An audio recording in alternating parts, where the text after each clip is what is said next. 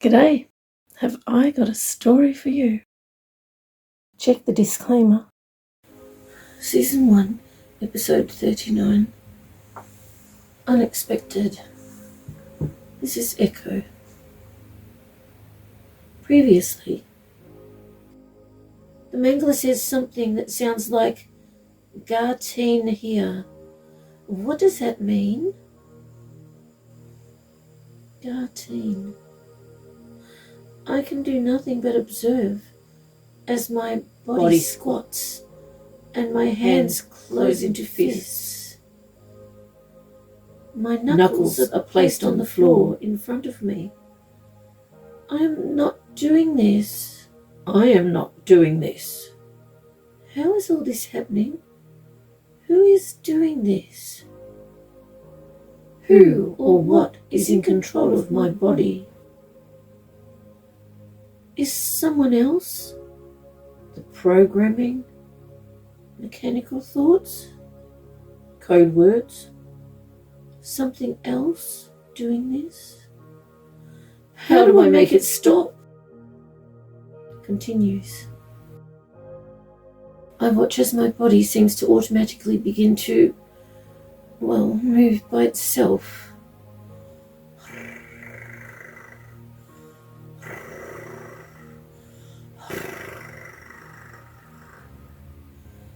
Is that me? Am I making that low whirring sound? Oh, my tongue is vibrating on the roof of my mouth. I am not doing this, am I? I don't mean to do these things. No matter how hard I try, I can't seem to make myself stop. Little bits of dirt and dust from the floor are sticking to my damp skin. The Mangler is extremely amused. I can feel it coming from him. I don't like it. What am I doing? Why would anyone want me to do this? What is its purpose? I don't think I am doing this. If I am, I don't know why, and I'm trying not to do it. What is this kitten programming that is so loud in the Mangler's thoughts? I ask the voice I heard in my thoughts before. Please, could you tell me how to stop? But I no longer hear her. The Mangler repeats, Garteen here, as he walks away. My body immediately follows him. I don't like this. I want to walk normally. Why is my body not walking normally? I'm glad I've stopped making that whirring sound. He is walking so fast. My body seems to be trying to keep up with him.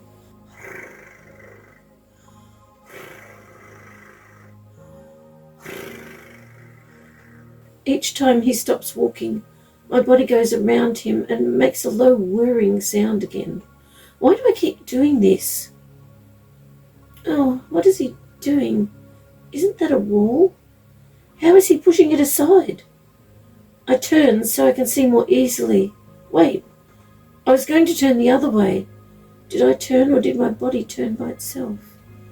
Is someone else controlling my body? How? Enjoyment. Affection, appreciation. I can see that another portion of the room is exposed, filled with odd-looking equipment. Enjoyment. Oh, that's why the room seemed too small when we entered. A portion was behind the false wall. There are chains, ropes, and some awful-looking devices attached to that wall. What are they for? Actually, I'd rather not know. Does that happen every time I think the word room? Enjoyment, affection, appreciation, enjoyment, affection, appreciation. Oh, I think it does. Affection, appreciation. I hear a tiny high-pitched sound escape my lips. What was that? How did that noise come out of my mouth? The Mangler pushes me with his foot. And, I realise that I am shivering again. He calls out, Garteen clean. Oh no, my tongue starts licking the dirt off my body. Ew, I try to stop, but when I realize I have no control, I just hope that my mouth will spit it out. No, I swallow it. Yuck. Now I'm licking my knees. Well, at least they have less dirt on them, because I only knelt on them for a few seconds. The dirt that I can't reach with my tongue, I wipe off with the side of my fist, but then lick it off my fist. Ew. What is going on? Why am I involuntarily moving my body, making odd noises and now licking dirt off myself and swallowing it? I have to stop. But how? I try to stop again and again, but nothing happens. I don't like this, losing control of myself. How do I regain control? I wish I could connect to Ambriel's thoughts. No, I just can't do it. Someone or something is using my body and my mind, and I can't seem to regain control. I can't connect to Ambriel, but maybe I can do something else with my mind. Instead of moving my body with my muscles, maybe I could move it with my mind. I forget about trying to stop my body doing this disgusting licking and swallowing dirt, and concentrate. As my hand guides my foot towards my mouth, I suddenly sit motionless, still holding my foot near my mouth in a most uncomfortable position. My tongue is hanging out. This is awful. Suddenly I notice that the mangler also seems motionless. Did I do that? Or is he just standing still for a moment? As I think about taking my hand off my foot and using my mind to move it instead of my body, it happens. Wow! I put my hand on my tongue and flick the dirt off. This is so odd. I actually didn't move my hand. I just concentrated on what I wanted to happen. Well, sort of. And that's what happened. You know what? This can't be happening. People can't do this. Am I a person? I can't do this. I can't do anything without being told. I am rubbish. I am not human. I am a toy, a thing, something to be used and abused by others as they see fit. The only reason for my existence is to be played with and be hurt, to do whatever people want me to do. I'm not allowed to do anything for myself. I'm not capable of doing anything for myself. There is no myself. I only exist for others' amusement. I hear a voice slowly fading out in my mind. What happened? Did I say that? I was doing it. I was conquering the programming. Why did I stop and suddenly think all those awful things? They're not true, are they? Did you hear me? Who are you? I quickly ask, but she doesn't answer. I watch as I continue to swallow the dirt that my body licks off my feet.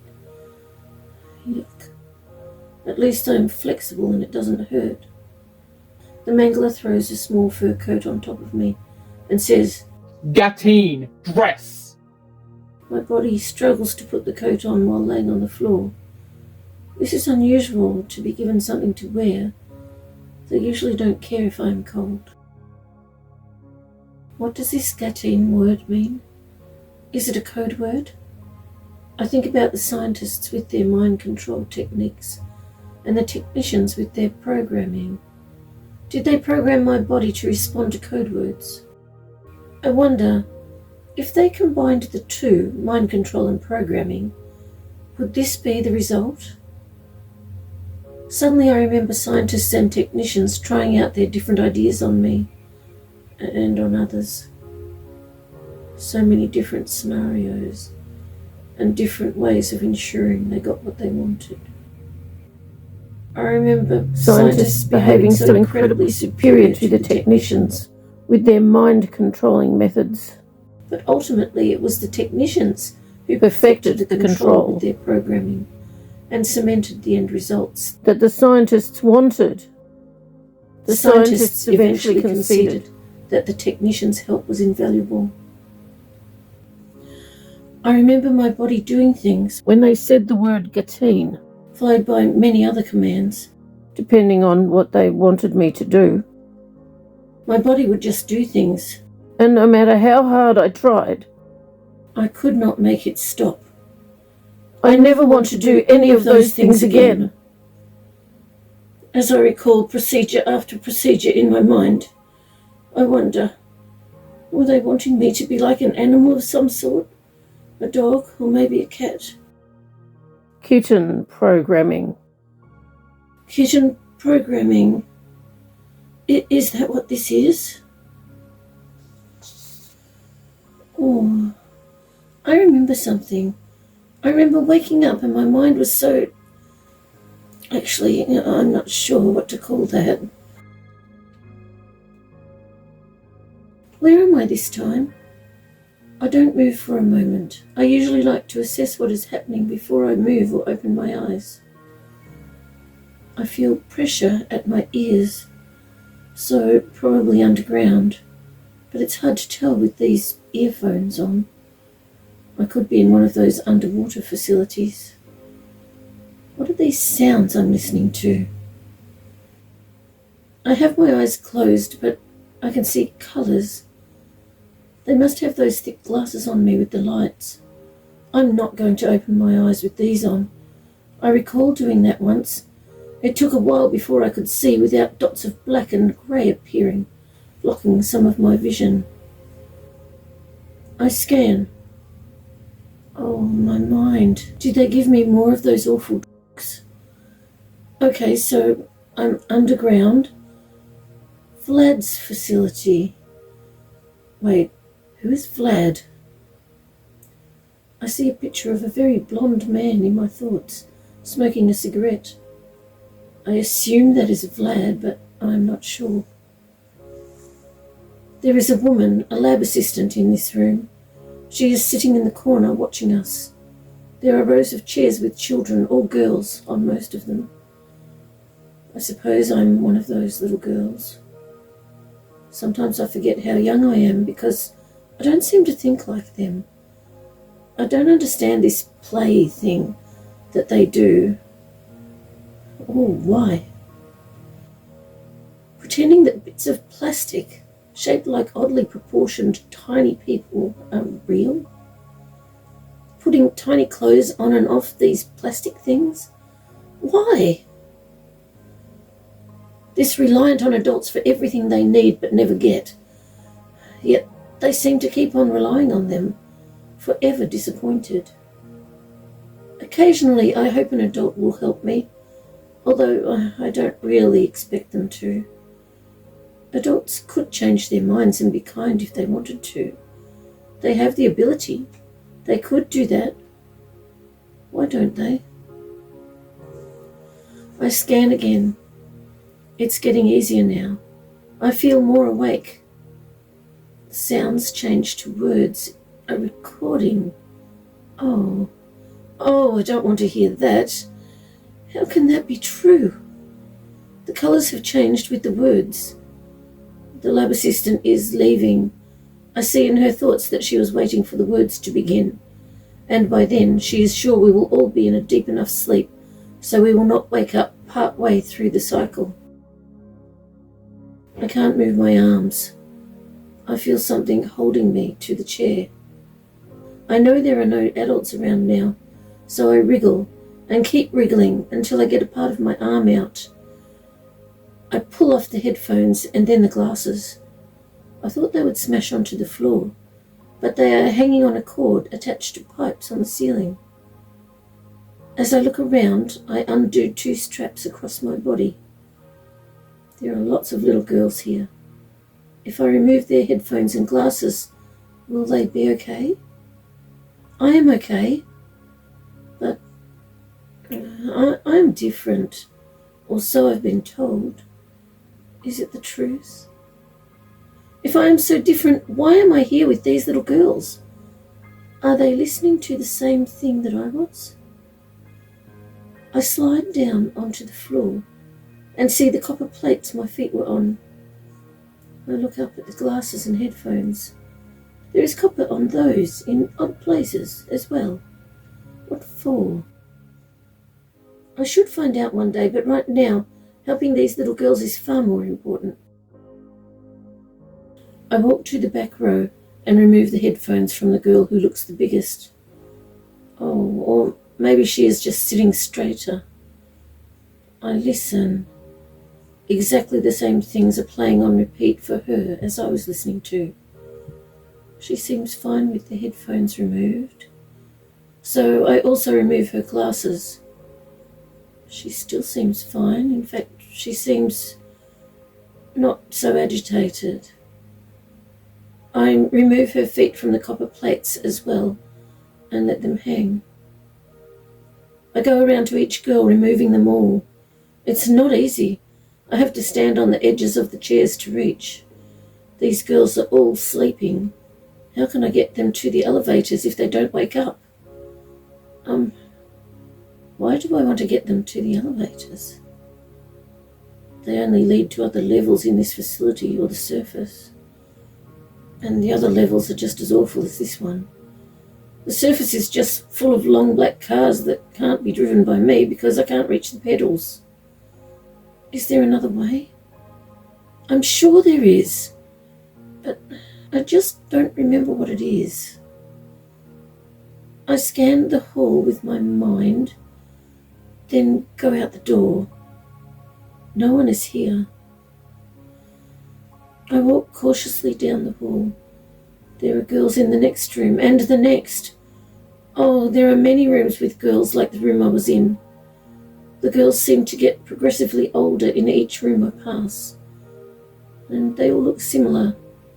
I know they're not all exactly the same because their thoughts all differ slightly, and the faces of the girls from the room I was in were all different, which was easy to see when I removed the glasses. It would take me a long time to remove the headphones and glasses from everyone. I'm sure there's a quicker way. I'm just not sure what it is. Oh, very loud thoughts headed this way. I go back to the chair I woke up on and put the strap around myself. There's no time to put all the headphones and glasses back on us. I hear the lab assistant gasp and quickly replace the headphones, glasses, and put our feet back in place. She sits on the chair in the corner, and I can see that she is not going to leave until the cycle has ended. What is this doing to us? She doesn't know. She only knows her work, what she has to do. She is hoping that no one will ever know and wonder if she forgot to attach us to the programming. Programming.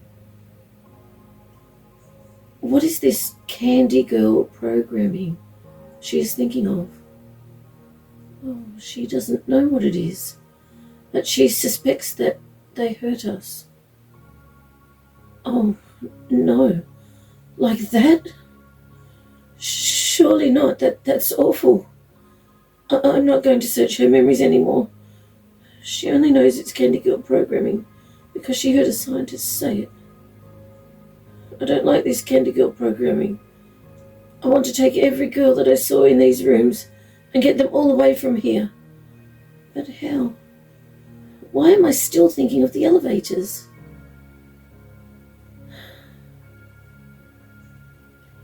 As I sat there in that room, hearing the recorded voice say such awful things, I thought to myself the exact opposite of everything I heard.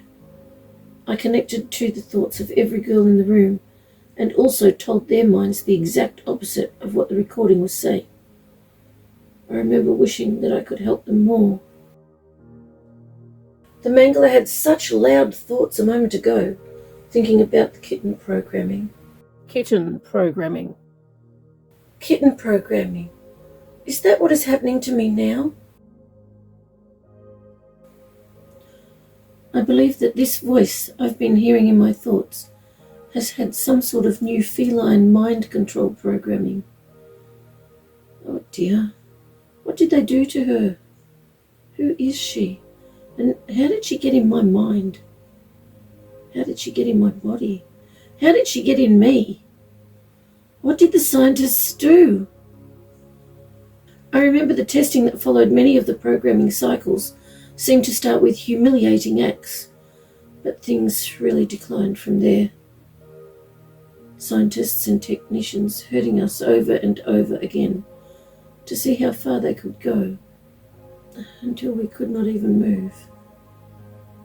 The programming kept our little bodies trying to move though, causing us to injure ourselves, but they just laughed.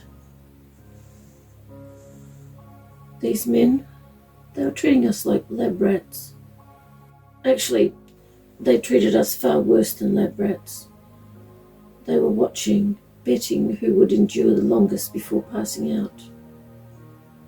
The moment the healed the little children enough, they would start again, too impatient to allow the to complete the repair.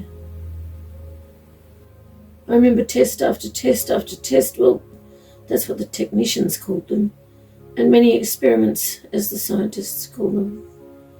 If there was any particularly awful, they made sure they would do it again and again. They did this to so many of us. It was awful. The men laughed and laughed. Instead of setting the to automatic, the infirmary doctors found it amused their peers to input settings. They would guess who each child was and use their guess to program the Often they would guess wrong, many times on purpose, and the would heal each child incorrectly, causing the hair to grow to the wrong length, and one or both eyes would be a different colour. It just made us all feel so wrong. The odd thing was that even though these men laughed hysterically and made bets and looked like they were enjoying themselves, they weren't. Each one of them forced themselves to laugh, so the other men would think they were joining in. They all wanted to be included and make each other think that they belonged to that group, made up of scientists, doctors, and technicians. They wanted to be accepted by their peers. Laughing hysterically on the outside, but shrinking back, crying on the inside. Some deliberately wouldn't look directly at us, but just pretended to. It was all just a big act put on for each other. When I went deeper and deeper, all I found was self-hatred, regret, sadness, self-rejection, humiliation, and self-loathing. They hated themselves for doing this, the ringleader most of all. Each time they did these things, it was like it dehumanized them even more. When they were screaming at us that we were worthless, nothing, and garbage, they were thinking that they are the ones that are worthless, nothing, and garbage. When they said that we are not even human, inside they felt they were no longer human, but just a torture machine that could not stop for fear of rejection. Once they got on that metaphorical merry-go-round, it never stopped. They were stuck. They couldn't get off, or so they thought, and it was no longer merry. Many of these men would vomit later, when it was all over and they were all alone. Many cried uncontrollably, as though they would never stop, and others, who had been doing these things a long time, were becoming numb inside. They longed to feel again. They hadn't felt in a long time. Even just being able to cry again would have been a release. Of what? They were not sure. Maybe it would somehow alleviate their guilt, their trepidation, their immense sadness. The next time they would make themselves do it all again, hating themselves more and more every time, but too afraid to stop. The self-rejection and self-loathing gradually consuming them. We were made to eat and drink the most disgusting things. These men also used spiders, sharp implements, snakes, electricity, wool ants, and gave us mind-altering drugs. They controlled our little bodies and made us take it in turns hurting each other with no control. It was awful. When given back control, they laughed hysterically as we tried in vain to help each other. They picked us up and threw us into the MM, as though it was no big deal, like they were tossing out garbage. They laughed as though they didn't care. They tried to convince themselves inside that they really didn't care. Some who had been doing these things for years actually succeeded. They no longer cared. But at what cost? These testing sessions often ended with these scientists pulling the extra bits out of our bodies. Each child had a tail attached, and they tried to see which one of them could yank it off, keeping it intact. Some of us had whiskers, horrid spikes poking into our faces, attached to points near our ears to make sure our balance would be skewed when they were pulled out. I remember that pup and the female kits had elongated ears. However, the pups hung down like a dachshund, and female kits were long and pointy like a rabbit. The male kits had claws that protruded from their fingers and toes. It hurt them when they were pulled out, and the scientists thought it was funny. Many of the scientists wanted to give them whiskers like the kittens. However, they didn't want them to be mistaken as a feline, so they were still undecided as to what to do to make sure the clients knew that they were completely different to kittens and have obvious ferret-like qualities. When we were in the MMs, these men would deliberately hurt us more, which meant the MMs would take longer to heal us. Then they would complain about how long it took. It made no sense to me. In fact, none of this made any sense to me. Why do these things to us? Why hurt us and laugh? Why? Recalling all this seemed to take hours, but as usual, only a few seconds have passed. Remembering is so fast, almost instantaneous. What does this little voice I hear in my mind have to do with all this? I remember what she said in my thoughts previously. I remember the feeling of, well, what I can only describe as shattered into existence. It was like being a shard of a much bigger whole, if that makes any sense. Continues. It didn't make any sense then, and it still doesn't make sense. Except I knew she was going to say shattered into existence. Did I say it too? I think I did. I want to know who she is and what she was talking about. I remember the rest previously. And there were others, also shards from the same hole. Some of us seemed to be removed somehow, and they were just gone. They were here one moment and gone the next. Extracted abruptly. I don't know where they are. The rest of us left here, each of us with, I hesitate to call it a life. Maybe we just exist. An existence created by scientists and implemented by technicians. Continues. I hear the mangler say, Gatine, photo shoot. I can see that his cameras are set up ready. My body walks over, wrapping the coat around me. I sit on the fluffy chair as though I know exactly what to do. Do I? Oh no. My voice is speaking by itself again. This time it says, I am Leone the Lioness. What is she doing? Is she using my body? Leonie continues to speak out loud. I am here for your amusement. Oh, I see amusement. This is unexpected. Thank you so much for sitting and having a cuppa with us. We hope you enjoy the story.